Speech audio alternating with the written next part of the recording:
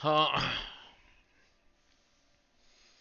और इससे पहले 5 वीडियोस डाल चुका हूँ। आपको वो दोबारा समझा दूंगा। नहीं, वीडियोस में तो है ही है।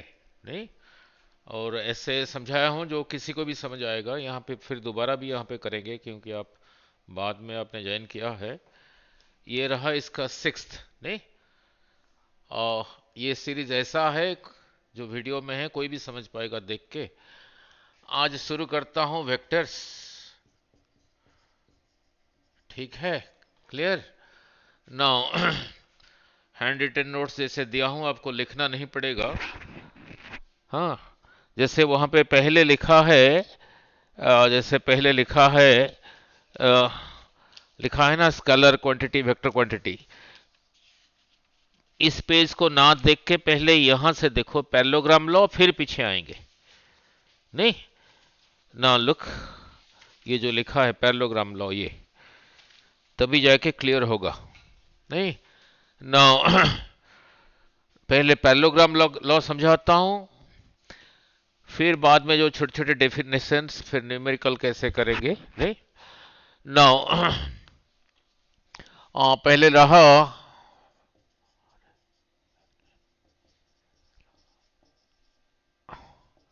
पैरेललोग्राम लॉ ऑफ फोर्सेस भी कहते हैं उसको। ना लुक, ऐसे नहीं समझाऊंगा जैसे नोट्स में लिखा है, पहले समझाऊंगा नोट्स। नहीं, नाउ इसको समझाने से पहले आपको ऐसे पहले पूछ रहा हूं। नाउ फोर्स के लिए सिंबल क्या है? एफ। यूनिट क्या है फोर्स का? मेजर कर, न्यूटन। ठीक है, नाउ आ रहा हूं, इधर आ रहा हूं। नाउ थोड़ा आइडिया भी होना चाहिए। नहीं, 1 न्यूटन फोर्स बहुत ज्यादा है या कम है? थोड़ा आइडिया भी तो होना चाहिए, फिर इधर आऊंगा। नाउ लुक,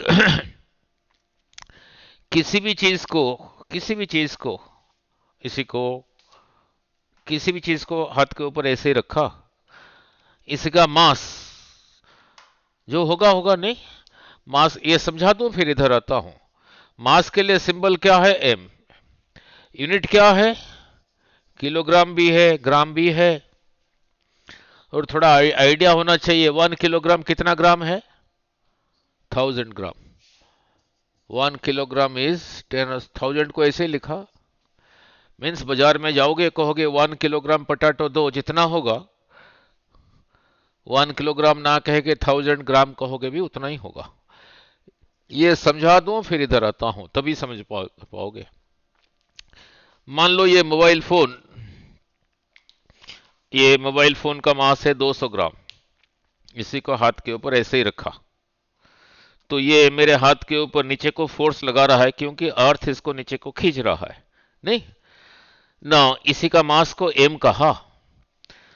जब कोई मास कहीं सरफेस के ऊपर रखोगे, जितना नीचे को फोर्स लगाता है वो होता है उसी का वेट, वो होता है एम इंटू जी। नहीं, and weight is a force, तो इतना न्यूटन। मैंने कितना कहा? मैंने कहा 200 ग्राम लिया। 200 ग्राम, एम की जगह लिखा 200 ग्राम। ये समझा दूं, फिर इधर आऊंगा। 200 ग्राम लिया, किलोग्राम करने के लिए 1000 से डिवाइड किया। लुक, 1000 से डिवाइड करूंगा कैसे ना? 1000 gram is equal to 1 kilogram. 1 gram is equal to, यहां से यहां कैसे आया? 1000 से डिवाइड करके, इसको 1000 से डिवाइड करो, इतना किलोमीटर नहीं, किलोग्राम, केजी। और मेरे पास जो मोबाइल फोन है 200 ग्राम है, तो 200 ग्राम कितना केजी के बराबर होगा? यहां से यहां कैसे आया? इसी को 200 से मल्टीप्लाई करके, 200 से मल्टीप्लाई किया, इतना केजी। वही हुआ 200 बाई 1000। तो ये हो गया मास, किलोग्राम। और इससे पहले आपको एक्सेलरेशन समझाया था, इसीलिए समझाया था पहले। जी का वैल्यू 9.8 लाख के मैंने 10 ले लिया, 10 क्या स्क्वायर। तो ये समझा के फिर इधर आता हूं नहीं नो। तो इसी 200 ग्राम मोबाइल फोन को जब हाथ पे रखा, नीचे को कितना फोर्स लगाया, इतना लगाया, यूनिट होगा न्यूटन। अब एम को जी के साथ मल्टीप्लाई करो, एम की जगह लिखा 200 बाई 1000 के जी की जगह लिखा 10 मीटर पर सेकंड स्क्वायर। नौ, 2 जीरो इधर कैंसिल, 1 जीरो ये कैंसिल, और कितना रहा 2 केजी मीटर पर सेकंड स्क्वायर, यही रहा। चलो इतना तो पता, क्लास 9th 10th में force is equal to mass into acceleration. इसका यूनिट क्या है, किलोग्राम। इसका यूनिट क्या है, ये वही लिखा है, देखो वही लिखा है, ठीक है। और इसका यूनिट क्या है, न्यूटन। तो इससे क्या सीखा, तो इसको फिर क्या कहोगे, इसी को कहोगे 1 न्यूटन, सो 2 न्यूटन। तो इससे क्या सीखा, कोई 200 ग्राम का मोबाइल फोन हाथ के ऊपर ऐसे अगर रखा, नीचे को कितना फोर्स लगा रहा है,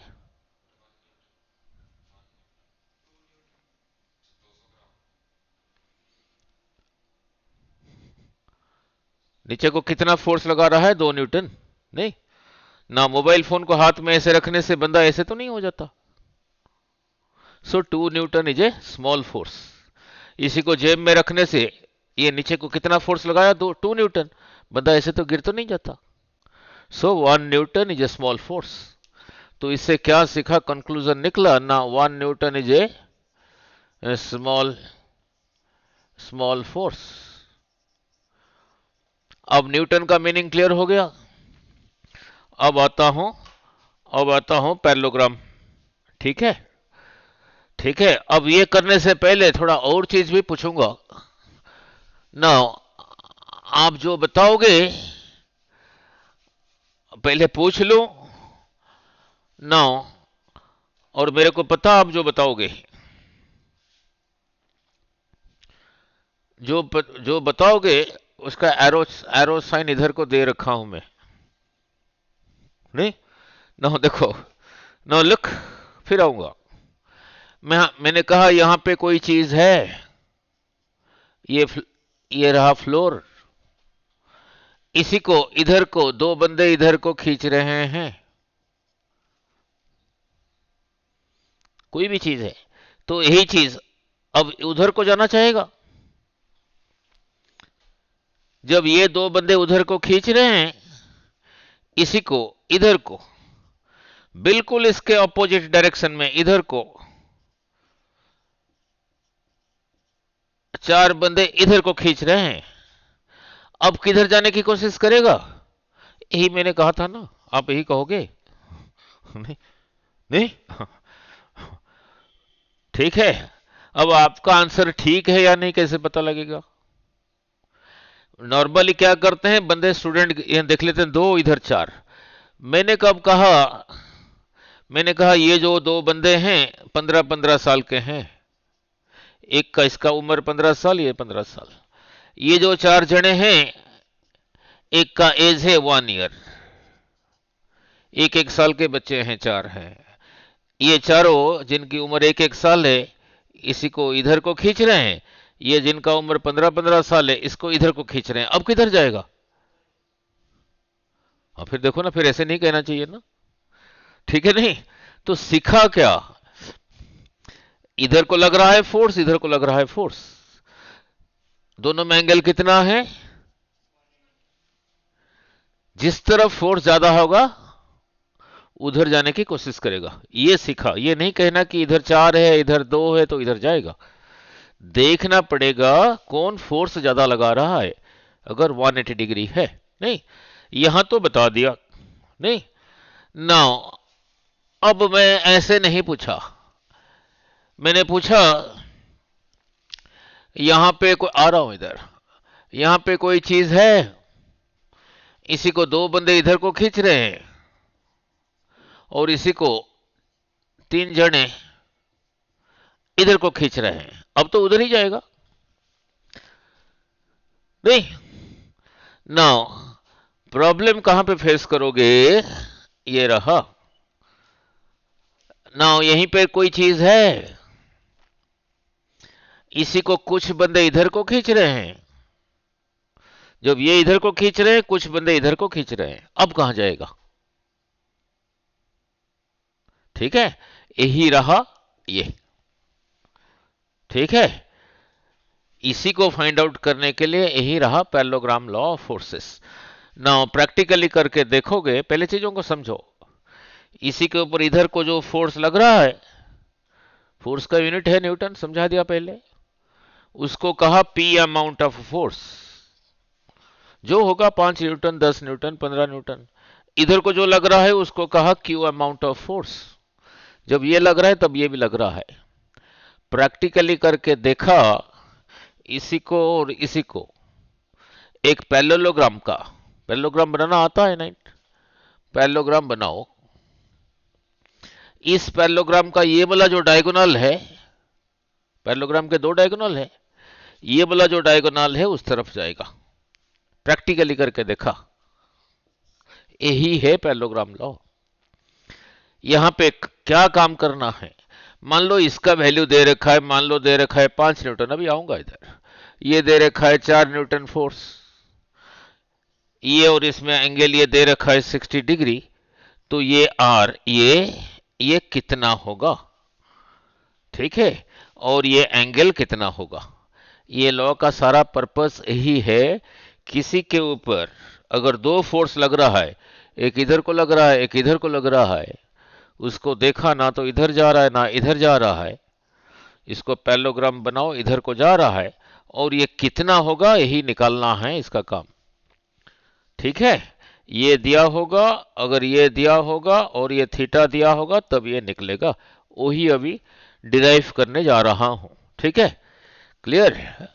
और इसको डिराइव करने के लिए जो भी चीज चाहिए वो आपको पहले क्लास में भी बता चुका हूं, काइनेमेटिक्स में। वो रहा ये, जैसे कल करा रहा था ना। आ रहा हूं ना। कैसे ना, सीधा सीधा ही करता हूं ना। लुक, हैंड रिटन नोट्स तो मिल गया, चीजों को सिर्फ समझना, नहीं हमारे पास टाइम बचेगा नहीं ना। लुक, अब उसी को पैरेललोग्राम लॉ को डिराइव करने जा रहा हूं ना। लुक, सपोज ये लाइन, अभी तक कहानी वेक्टर्स क्या है, अभी तक कहानी वेक्टर्स क्या है। नॉर्मली टीचर जो लिखते हैं vector, it is that physical quantity which has both magnitude and direction, ऐसे लिख देते हैं। which has both magnitude and direction is called a vector quantity। No, देखते हैं। now look, इसी के ऊपर इधर को लग रहा है p अमाउंट ऑफ फोर्स, और इसी के ऊपर इधर को लग रहा है q अमाउंट ऑफ फोर्स। यहां पे कोई चीज है, मैंने अभी समझाया था, इसी को और इसी को दो साइड्स मान के ये पैरेललोग्राम बनाया। इस पॉइंट को कहा O, इस पॉइंट को कहा A, इस पॉइंट को कहा B, इस पॉइंट को कहा C। अभी तक नहीं कहा हूं वेक्टर क्या है, पहले इसको समझ लेते हैं फिर कहूंगा वेक्टर क्या है। और देखा यही चीज, यहां पे जो चीज है इधर को जा रहा है R अमाउंट ऑफ फोर्स, ये और इसमें एंगल रहा थीटा। अभी तक नहीं कहा हूं वेक्टर क्या है, इसीलिए इसी के ऊपर ये सिंबल और ये सिंबल और ये सिंबल नहीं दे रहा हूं। ठीक है, पहले समझा दूं फिर जाके करेंगे। ठीक है ना। लुक, इसी पॉइंट को आगे प्रोड्यूस कर दिया और यहां से परपेंडिकुलर ड्रॉ कर दिया, मीन्स ये एंगल 90 हो गया। इसी पॉइंट को डी कह देता हूं। पी रहा इधर को, क्यू रहा इधर को, यही रहा थीटा। ये पैरेललोग्राम है तो ये साइड इसी के साथ पैरेलल है, तो ये एंगल भी होगा थीटा। नहीं, now in triangle C D A, in triangle C D A cos theta होगा, कॉस थीटा कल समझाया था। थीटा के सामने जो साइड है वो है परपेंडिकुलर 90 डिग्री के सामने, 90 डिग्री के लिए सिंबल यही है। इसके सामने जो साइड है वो है हाइपोटेन्यूज, यहां से यहां तक रहा बेस। कॉस थीटा होता है बेस की लंबाई, ये लंबाई बाई हाइपोटेन्यूज की लंबाई, तो फिर रहा AD by AC। Now AD AC की जगह क्या लिखूंगा, AC की लंबाई जितना है OB की लंबाई भी उतना ही है। OB इतना फोर्स को बताता है, Q अमाउंट ऑफ फोर्स को, तो उसकी जगह लिखा Q। यही चीज पहले करा चुका हूं। अब इन दोनों को क्रॉस मल्टीप्लाई करके ये Q नीचे था इधर आ गया, AD फिर कितना आ गया, Q कॉस थीटा। अब कहोगे सर ये सब क्यों कर रहे हो, ये R कितना है निकालने के लिए AD का वैल्यू आगे मेरे को चाहिए, इसलिए पहले निकाल के रख रहा हूं, ठीक है ना। उसी ट्रायंगल में CDA ट्रायंगल में sine of this angle, sine of किसी राइट एंगल ट्रायंगल में, राइट एंगल मींस 90 डिग्री जिसमें एक हो, साइन थीटा होता है। उस ट्रायंगल में जो परपेंडिकुलर की लंबाई, इसकी लंबाई जितना दैट डिवाइडेड बाय हाइपोटेन्यूज का लंबाई, फिर क्या लिखूंगा CD बाई AC। CD को CD ना लिख के DC भी तो लिख सकता हूं, DC से भी तो उतना ही है बाई AC। नाउ A से लेके C तक जितना है O से लेके B तक उतना है, ना कितना है ना Q है। अब इन दोनों को क्रॉस मल्टीप्लाई करके DC कितना आ गया, Q इधर था डिनोमिनेटर में, इधर आ गया, तो Q साइन थीटा। DC की लंबाई जितना है लिख दिया, इसको भी बॉक्स में रखा, ठीक है। अब देखो ट्रायंगल CDO ट्रायंगल को देखो, अभी तक नहीं कहा हूं वेक्टर क्या है, पहले समझा दूं। इन ट्रायंगल CDO भी एक राइट एंगल ट्रायंगल है, CDO भी एक राइट एंगल ट्रायंगल है। राइट एंगल ट्रायंगल में ये रहा 90 डिग्री, हाइपोटेन्यूज रहा ये, ठीक है। तो इतना तो पता Pythagoras theorem, right angle triangle में हाइपोटेन्यूज का स्क्वायर OC का स्क्वायर होगा OD का स्क्वायर प्लस CD का स्क्वायर, यही होगा ना। O से लेके D तक कितना है ना, O से लेके A तक प्लस A से लेके D तक, means OA plus AD, OA plus AD का स्क्वायर प्लस CD का स्क्वायर। अब ये देखते हैं कितना है ना, लिख A प्लस B का होल स्क्वायर, यानी पहले का स्क्वायर प्लस सेकंड का square, 2 times this into this, 2 times OA into AD plus CD का स्क्वायर, ठीक है, क्लियर। नाउ इसको रब कर दो, इस तो समझा चुका हूं, और ऐसे समझा रहा हूं, वीडियो भी देखोगे तब भी सारी क्लियर होगा, घर रिवीजन के लिए रहा। नाउ लिख O से लेके A तक, O से लेके A तक ये लाइन इतने फोर्स को बताता था, P अमाउंट ऑफ फोर्स। ये मैं जनरल कर रहा हूं, इसका वैल्यू दिया होगा 10 न्यूटन, 5 न्यूटन, 6 न्यूटन, जो भी है। तो हम क्यों ले 10, 5, 6, हमने इसी को P लिया है, तो P का स्क्वायर, AD का स्क्वायर, AD देखो पहले निकाल के रखा हूं, इसका square means Q cos theta into Q cos theta, तो हो गया Q square cos square theta.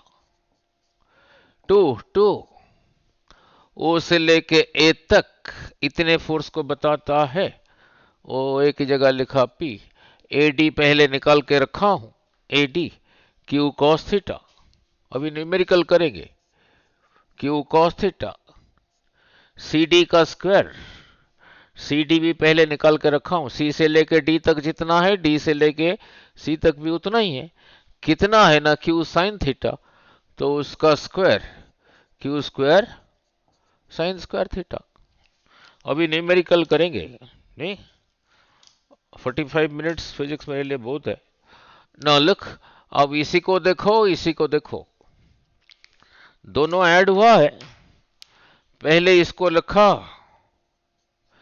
इन दोनों को जब एक ही जगह पे लिखा, उसमें से क्या कॉमन आएगा, क्यू स्क्वायर।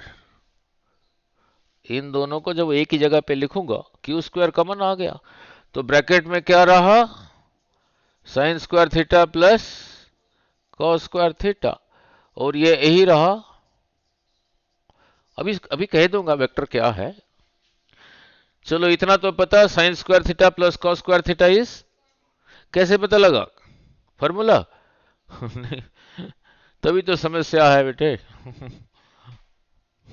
यस, कैसे पता लगा वन, वो ऐसे नहीं लर्न करना, तभी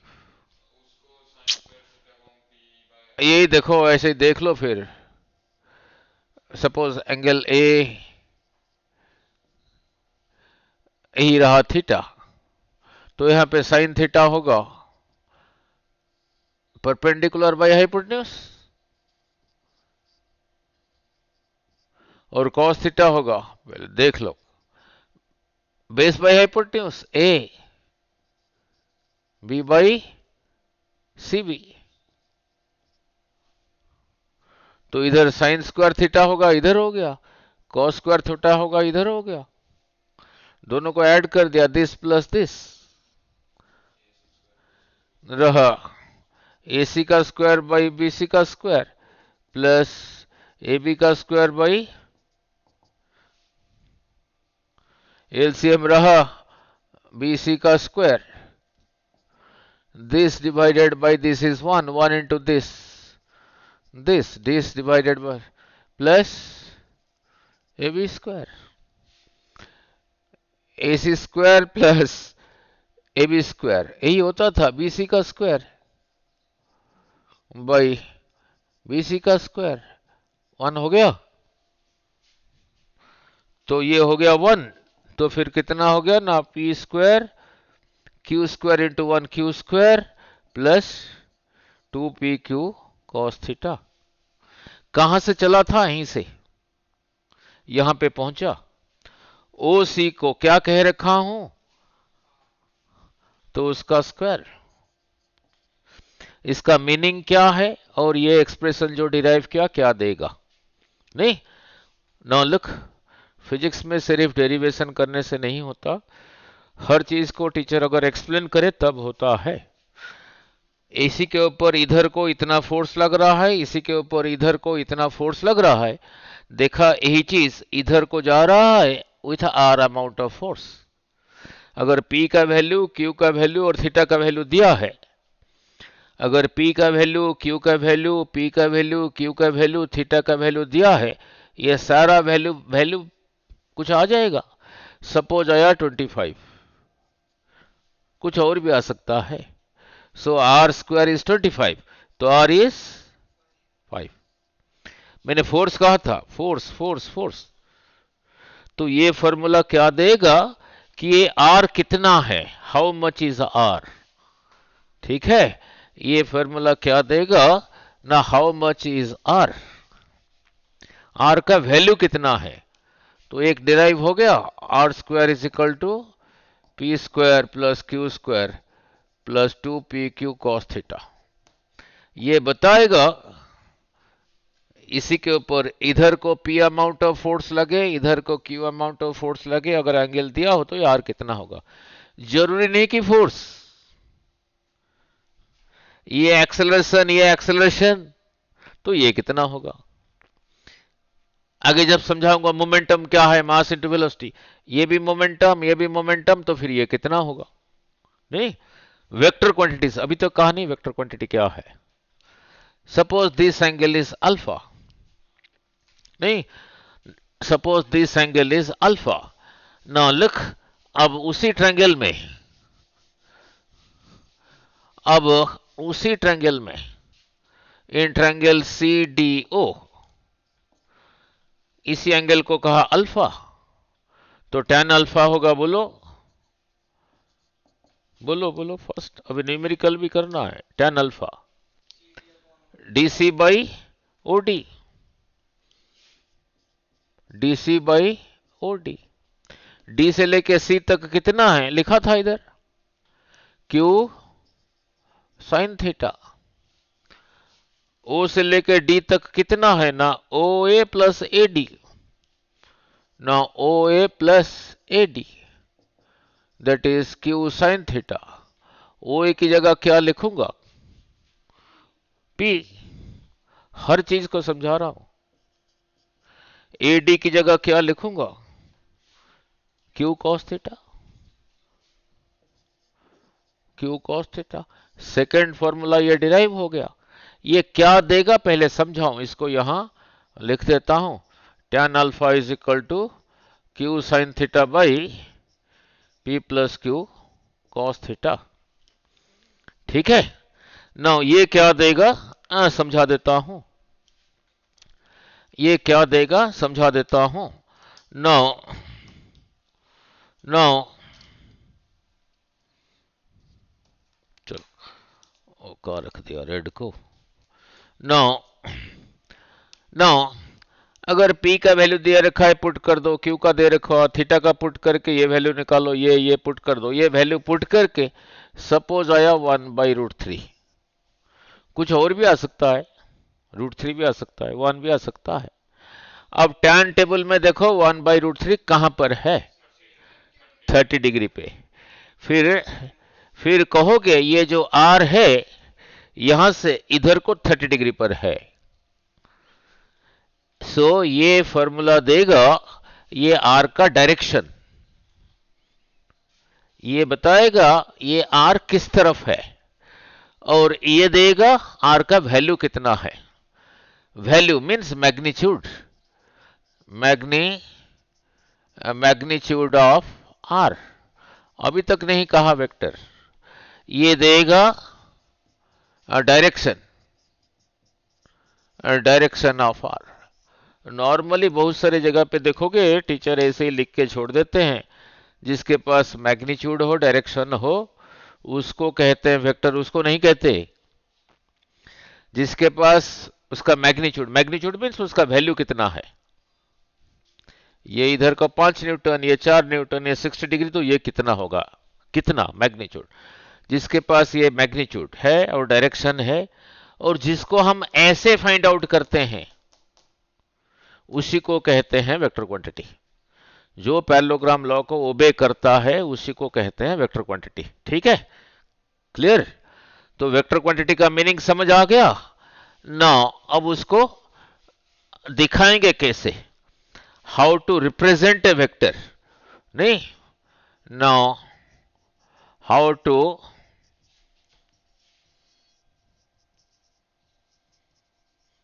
represent a vector quantity.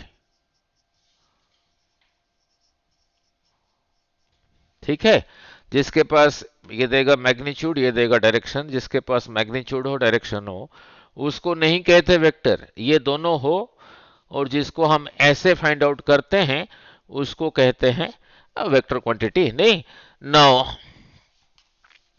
No, और इसी को कहते हैं, ये R को कहते हैं इन दोनों का रिजल्टेंट।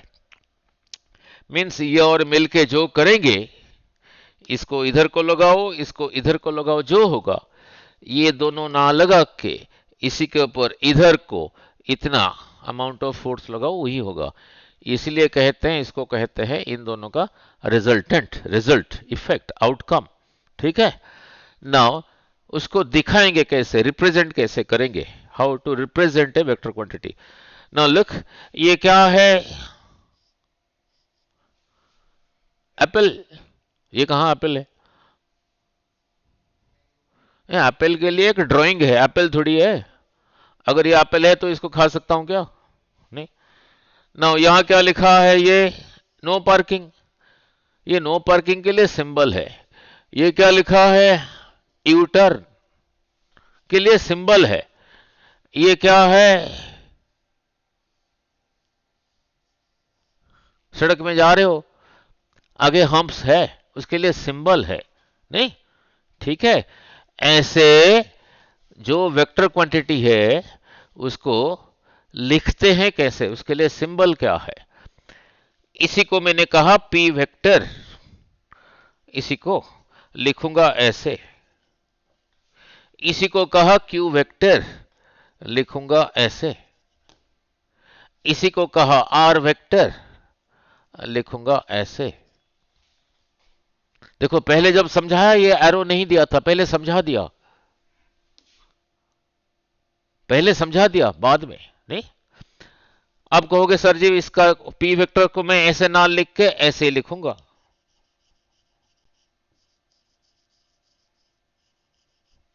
क्यू को ऐसे ना लिख के ऐसे लिखूंगा। आर को ऐसे ना लिख के ऐसे लिखूंगा।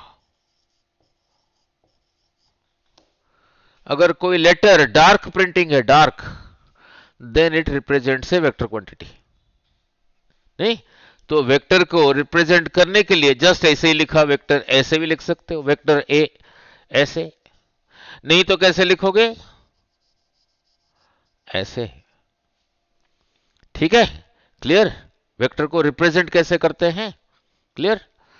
नाउ लुक, देन और एक चीज समझा दूं, फिर इसके साथ फिर न्यूमेरिकल करेंगे। नाउ फिर समझाता हूं, ए यूनिट वेक्टर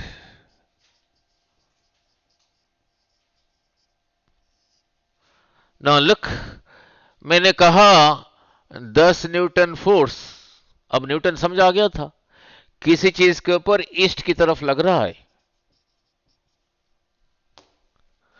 तो इसका मैग्नीट्यूड रहा ये, डायरेक्शन रहा ये, सो ये पूरा रहा एक वेक्टर क्वांटिटी।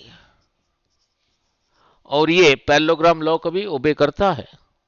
एक ने कहा मैं इसको लिख के बताऊंगा ऐसे, ही इज राइट।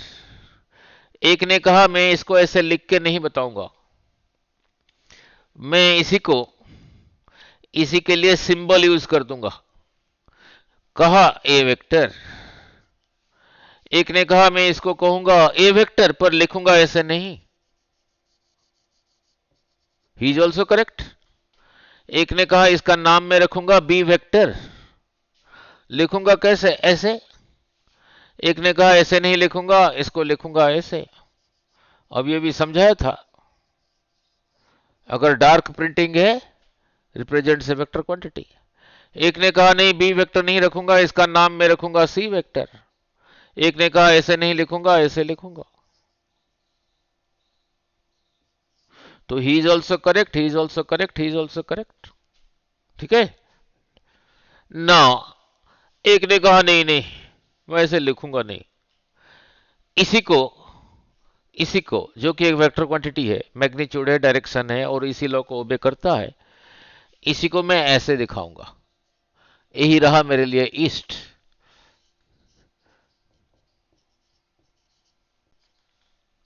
एक ने कहा यार नहीं मैं ऐसे नहीं दिखाऊंगा, मैं ऐसे दिखाऊंगा इसको, इसी को ऐसे रिप्रेजेंट करूंगा। एक ने कहा नहीं इसको ऐसे नहीं दिखाऊंगा, मैं ऐसे दिखाऊंगा। He is also correct, he is also correct, he is also correct. फर्क क्या है वो समझा दो, इतना डिटेल्स कहीं नहीं मिलेगा सारी यूट्यूब वीडियो में। ठीक है, वो मॉड्यूल फॉड्यूल में कुछ नहीं लिखा होता, जो बुक पढ़ते हो समझ आता है।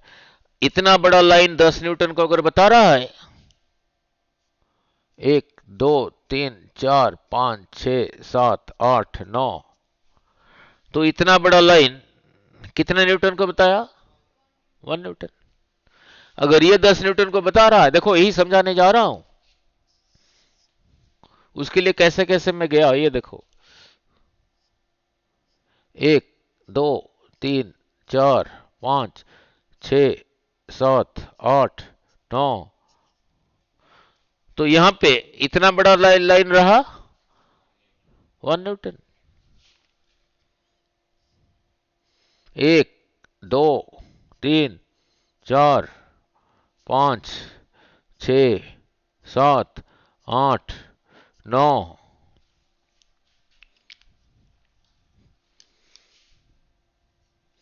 9। तो यहां पे इतना बड़ा लाइन रहा 1 न्यूटन। यहां पे ये 1 सेंटीमीटर 1 न्यूटन को बता रहा है। यहां पे 1 इंच 1 न्यूटन को बता रहा है। यहां पे यहां से यहां तक मान लो 1.5 इंच 1 न्यूटन को बता रहा है। यही रहा नहीं? ठीक है। अब रहा अंडरस्टैंडिंग। नाउ लुक, अब रहा अंडरस्टैंडिंग। मैं 10 न्यूटन को ऐसे लिख सकता हूं, 10 newton is equal to 1 newton into 10। नहीं, मैंने इसी का नाम रखा ए वेक्टर। ये इसी का नाम रखा ए वेक्टर। लिखूंगा ऐसे। ये कहां है? यही है। अगर ये वाला है, नहीं तो ये है। अगर ये वाला है, नहीं तो ये है। अगर ये वाला है, पर इसका वैल्यू कितना है? 1। वैल्यू है 1। इसी को कहते हैं यूनिट वेक्टर। उसके लिए सिंबल है एक के ऊपर कैप। ये बताता है कि ये कितना है। कितना, हाउ मच मीन्स मैग्नीट्यूड। उस मैग्नीट्यूड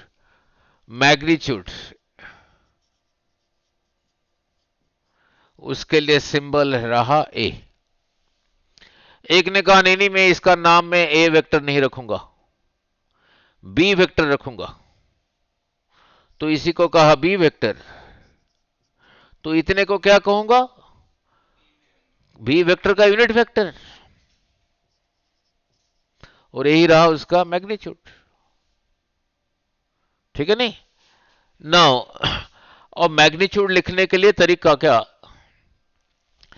एक ने कहा नहीं मैं इसका नाम ए वेक्टर रखूंगा, पर लिखूंगा ऐसे। डार्क प्रिंटिंग लिख सकता है, बताया था। तो इतने को कहूंगा उसका यूनिट वेक्टर। यूनिट वेक्टर के लिए सिंबल रहा ये बताता है उसका मैग्नीट्यूड। मैग्नीट्यूड लिखने के लिए अनदर स्टाइल भी है, ऐसे। ठीक है। एक ने कहा ना इसका नाम मैं रखूंगा डी वेक्टर। तो ऐसे भी लिख सकता है, नहीं तो ऐसे भी लिख सकता है, डार्क प्रिंटिंग। तो बोलो क्या होगा? डी का unit vector multiplied by its magnitude. ठीक है। सो इससे कंक्लूजन क्या निकला?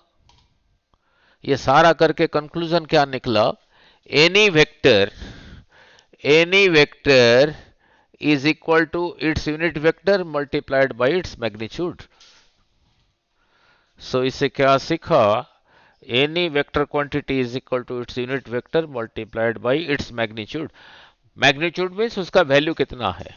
वो कैसे निकालते हैं बाद में देखेंगे। सो यूनिट वेक्टर क्लियर हुआ नहीं? नाउ ठीक है। और ये भी क्लियर हुआ, ये भी क्लियर हुआ नहीं? नाउ नाउ लुक, नाउ तो इससे और क्या सीखा? इसी को यहीं रहने दिया, इसको इधर ले आया, उधर अकेला रह गया यूनिट वेक्टर। तो फिर क्या रहा? The vector divided by its magnitude. ठीक है, clear? Now now now look, मैंने कहा ये रहा ए वेक्टर। मैंने कहा 2a वेक्टर कहां है? मान लो ये 10 न्यूटन फोर्स को बता रहा है, तो 2a वेक्टर कितने को बताएगा? 20 को। तो इतने बड़े को 10 से दिखाया, तो फिर यही रहा 2a।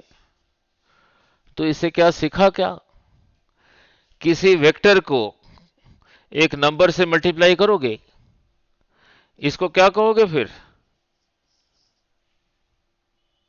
और ये ज्यादा है, ये ज्यादा है, यही ज्यादा है। तो वेक्टर को जो नंबर से मल्टीप्लाई किया, वो नंबर अगर एक से ज्यादा है, वेक्टर का क्या इंक्रीज हो गया? मैग्नीट्यूड। ठीक है, डायरेक्शन वही रहा, डायरेक्शन वही रहा। मैंने कहा यही रहा, ये वेक्टर 10 न्यूटन को बता रहा है। मैंने कहा 3a कितना होगा फिर? होगा कितना? तो इसे सीखा, एक वेक्टर को नंबर से मल्टीप्लाई करने से क्या होता है? तो जरूरी नहीं ना, फिर वही बात, अगर नंबर 1/2 है, हाँ, फिर ऐसे नहीं कहना नंबर से मल्टीप्लाई करने से बड़ा हो गया। इसी को 1/2 से मल्टीप्लाई किया,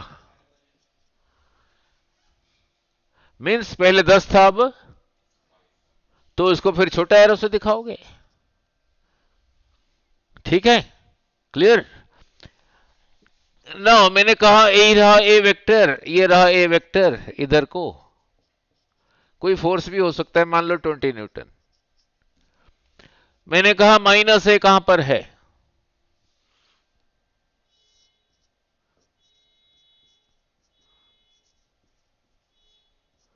इधर को 20 न्यूटन।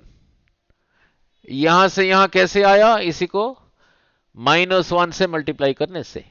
तो -1 से मल्टीप्लाई करने से वेक्टर का क्या चेंज हुआ? डायरेक्शन अपोजिट हो गया, अपोजिट हो गया। पहले इधर को था, अब इधर को हो गया। मैग्नीट्यूड वही रहा, ये जितना ये उतना। मैंने कहा -2a कहां है? मैंने कहा ये रहा, ये -2a कहां है?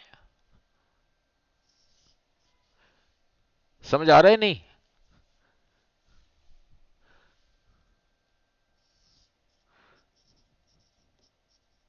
अब इसको क्या कहोगे? कितना न्यूटन? Minus -40 Newton. तो एक तो नेगेटिव से मल्टीप्लाई करने से डायरेक्शन उल्टा ही हुआ। अगर वो नंबर एक से ज्यादा है, मैग्नीट्यूड भी इंक्रीज हुआ, नेगेटिव मीन्स डायरेक्शन अपोजिट हुआ। क्लियर? इसी को कहते हैं नेगेटिव वेक्टर। ये रहा इसका नेगेटिव। ऐसे डेफिनेशन तो सारा उस पर लिखा हुआ हूं, बट यहां पे समझाई जा रहा हूं, नहीं? ठीक है। Now so clear?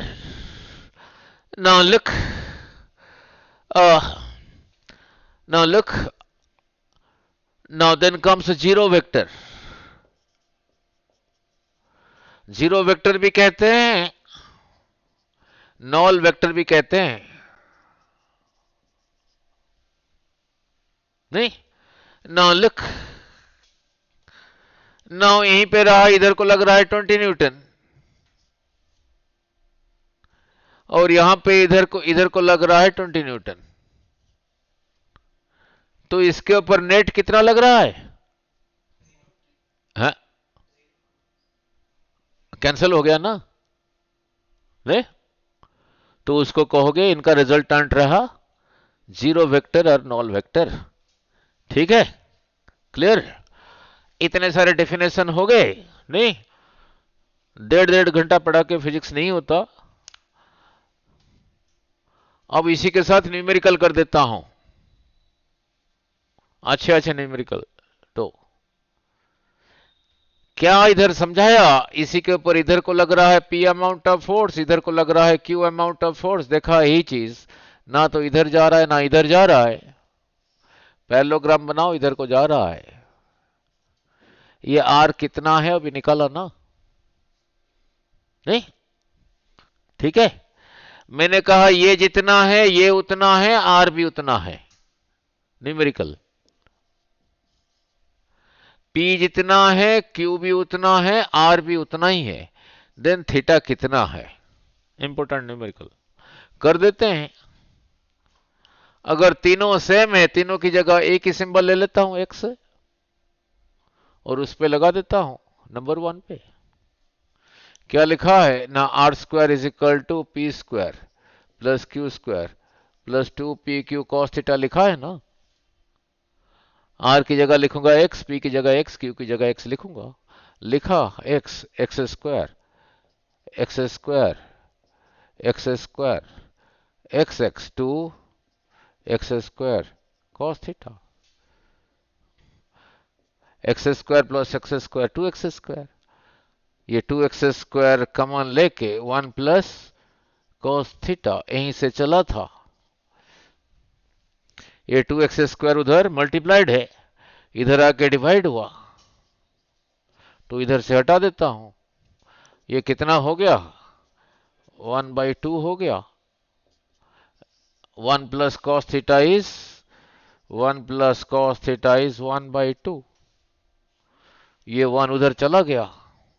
cos theta is equal to 1/2 minus 1 else रहा, कितना रहा?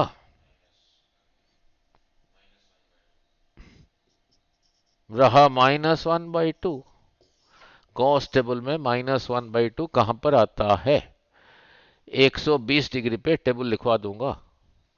सो theta is equal to 120 degree. Meaning क्या है? ये जितना है ये उतना है, ये उतना है, थीटा 120 डिग्री होगा ही होगा। डायग्राम बना के देख लो। नाउ ये इधर को जितना है 120 डिग्री पे, यहां से इधर को उतना लो क्यू। इसकी लंबाई जो, इसकी लंबाई वही, लंबाई वही मीन्स मैग्नीट्यूड से। इन दोनों को साइड्स मान के पैरेललोग्राम बनाओगे, ये आर बी, इसकी लंबाई भी उतना ही होगा। एक न्यूमेरिकल हो गया, ठीक है। दूसरा न्यूमेरिकल कहा P जितना है Q उतना है, theta is equal to 60 degree. ठीक है, तो फिर R कितना है? नहीं, P जितना है Q उतना है। P की जगह Q लिख सकता हूं, Q की जगह भी P लिख सकता हूं। तो वहां लिखता हूं R² is equal to P² plus Q² plus 2PQ cos theta है ना। R², P को P रहने दिया, Q की जगह P लिख दिया P², Q की जगह P लिख दिया 2P² cos theta. P² plus P² 2P², 2P² common लेके रहा कितना? 1 प्लस cos थीटा। नहीं, थीटा कितना दे रखा है? 60। cos 60, cos 60 होता है 1/2। आगे टेबल को लिख दूंगा, और टेबल को याद रखना फिजिक्स थोड़ी है। नाउ तो कितना हो गया ना? 2P², 1 plus 1/2, 3/2, this cancels. 3P², कहां से चला था? यहीं से चला था। सो R² इज इक्वल टू 3। तो R कितना होगा? इसका स्क्वायर रूट, √3 टाइम्स P। तो इससे सीखा क्या? ये तो न्यूमेरिकल हो गया। डायग्राम में क्या सीखा? डायग्राम के थ्रू P जितना है Q भी उतना ही है, और एंगल बिटवीन देम था 60 डिग्री। अब R कितना आया? R कितना आया? यही आया ना। अब इन दोनों को साइड्स मान के पैरेललोग्राम बनाओ। ये यही रहा ना, √3 टाइम्स P। नहीं तो √3 टाइम्स Q भी लिख सकते हो। समझ आ रहा है? नहीं, मान लो ये 10 न्यूटन फोर्स इसके ऊपर इधर को लग रहा, और इधर को ये भी लग रहा है 10 न्यूटन। देखोगे ये फिर कितना होगा? अगर 60 है, ये कितना होगा? √3 इंटू 10 न्यूटन। ठीक है, दो न्यूमेरिकल हो गए। क्लियर? नाउ नाउ तीसरा, नाउ P और Q में एंगल 0 डिग्री है, मीन्स P भी इधर को है, क्यू भी इधर को है, आप भी खींच रहे हो, आपका दोस्त भी खींच रहा है उसी चीज को। अब आर क्या होगा, पी इधर को है, क्यू इधर को है, तो थीटा कितना हो गया, 0। तो उस पे लगा दो, R square is equal to P square plus Q square plus 2pq cos theta. cos 0 is 1, तो हो गया P square plus Q square plus 2pq। ये किसका होल स्क्वायर है,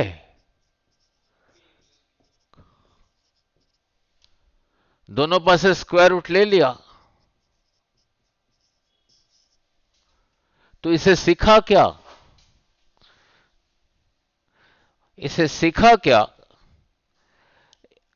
यही चीज शुरू से कर चुका हूं। और वेक्टोरियल, यहां पे कोई चीज है, इधर को लग रहा है 5 न्यूटन और इसी के ऊपर इधर को लग रहा है 2 न्यूटन, दोनों एक तरफ है ना, means angle between them is 0, फिर उधर जाने की लोड नहीं है।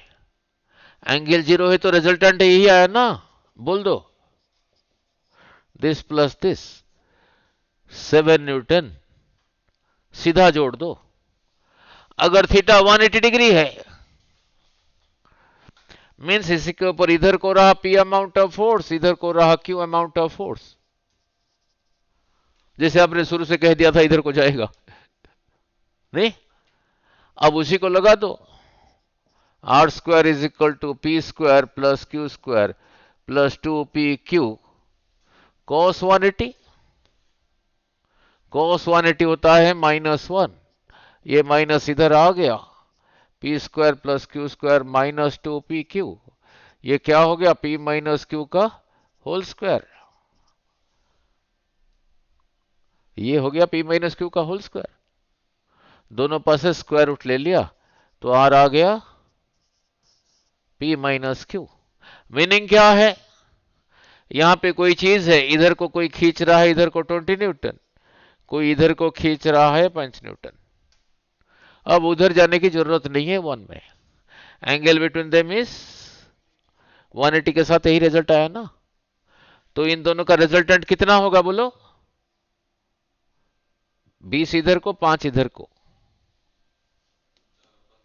20 माइनस 5 15, किधर को, इधर को। अब समझा गया ना, थीटा 0 डिग्री हो गया, थीटा 180 हो गया, suppose theta is equal to 90 degree, means यहां पे कोई चीज है, इधर को रहा p अमाउंट ऑफ फोर्स, इधर को रहा q अमाउंट ऑफ फोर्स है ना। इसी को दो साइड्स मान के पैरेललोग्राम बनाओ, फिर यही रहा। अब r कितना होगा, अब उधर चले जाते हैं, R square is equal to P square plus Q square plus 2pq cos 90 लिखूंगा। वहां पे जो थीटा था, angle between P and Q था ना उस एक्सप्रेशन में 1 में, cos 90 is 0, 0 into this thing 0, तो यही रहा। तो R is equal to P square plus Q square का स्क्वायर रूट। मीनिंग क्या है, यहां पे कोई चीज है, इसी के ऊपर इधर को लग रहा है 3 न्यूटन फोर्स और इधर 90 डिग्री पे इधर को लग रहा है 4 न्यूटन फोर्स, तो फिर वो नंबर 1 को जाने की जरूरत नहीं है, इधर ही आ जाओ।